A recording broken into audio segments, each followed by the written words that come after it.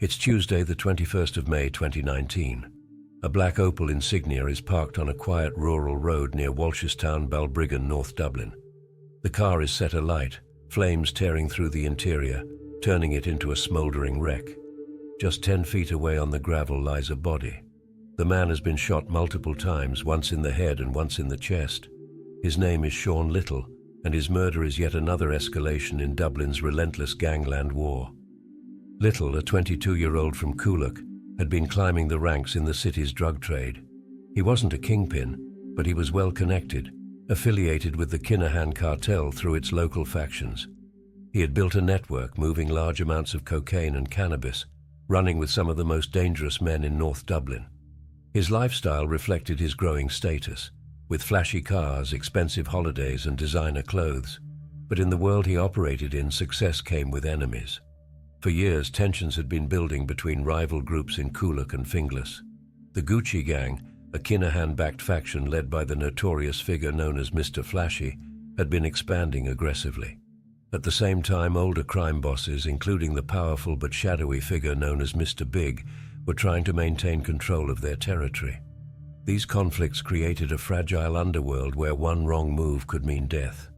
Sean Little's troubles intensified after the murder of his closest friend, Zach Parker, just 4 months earlier. Parker, a small-time dealer with debts to the Gucci Gang, had been shot dead while leaving a gym in January 2019.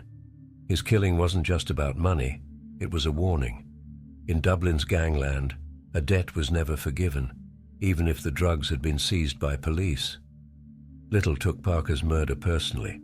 At the funeral, he posted images of the two of them together, calling Parker his brother and making it clear that revenge was on his mind. He wasn't alone. Many of his associates wanted payback. But that kind of talk was dangerous. In the weeks after Parker's death, paranoia spread among Little's crew. Some believed there was a rat in their circle, while others suspected that their own allies had sanctioned the killing. As tensions escalated, Little found himself increasingly isolated. He had ties to the Kinahan cartel, but his growing ambition was seen as a threat by some within his own network. There were whispers that he was acting outside the control of Mr. Flashy, dealing directly with bigger suppliers. Others believed he was making reckless decisions, drawing too much attention to himself at a time when police pressure was mounting.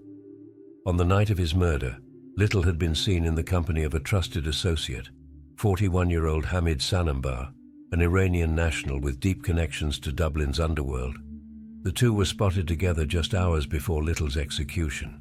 Some believe that Sanambar was meant to be his protection. Others suspect he may have played a role in setting him up. What is known is that at some point that night, Little was driven to a quiet road near Balbriggan. There he was shot twice, once in the head and once in the chest. The killers left his body beside the burning Opel insignia, a signature of gangland executions. It was a message. Sean Little had become a liability.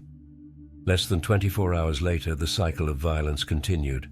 On the 22nd of May, Jordan Davis, another close friend of Little, was gunned down in broad daylight while pushing his infant son in a pram. Just minutes before his death, he had posted a tribute to Little on Facebook. His execution was as brutal as it was public. It was clear that anyone connected to Little was now a target. In the days following Little's murder, suspicions within his gang turned toward Hamid Sanambar. Some of Little's closest associates believed Sanambar had set him up. Whether or not that was true, revenge was inevitable. A week later, on the 28th of May 2019, mourners gathered at the Little family home for his wake. Among them was Sanambar. Despite the rumors, he showed up, acting as if nothing was wrong.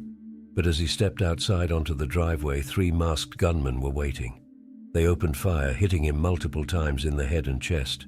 He collapsed in the garden, dying instantly. The killers fled in a getaway car, later found burnt out, a near-identical setup to Little's murder. Sanambar's execution was another turning point. It was clear that the feud was spiraling out of control. The violence wasn't stopping, it was accelerating. With each murder, the list of targets only grew longer. Within months, more bodies dropped. Coolock, Darndale, and Finglas became battlegrounds, with young men being pulled into the cycle of bloodshed. What had started as a dispute over drug debts had escalated into a full-scale gang war with no sign of ending. The murder of Sean Little wasn't just another hit, it was a catalyst. It set off a wave of killings that would dominate Dublin's underworld for years to come.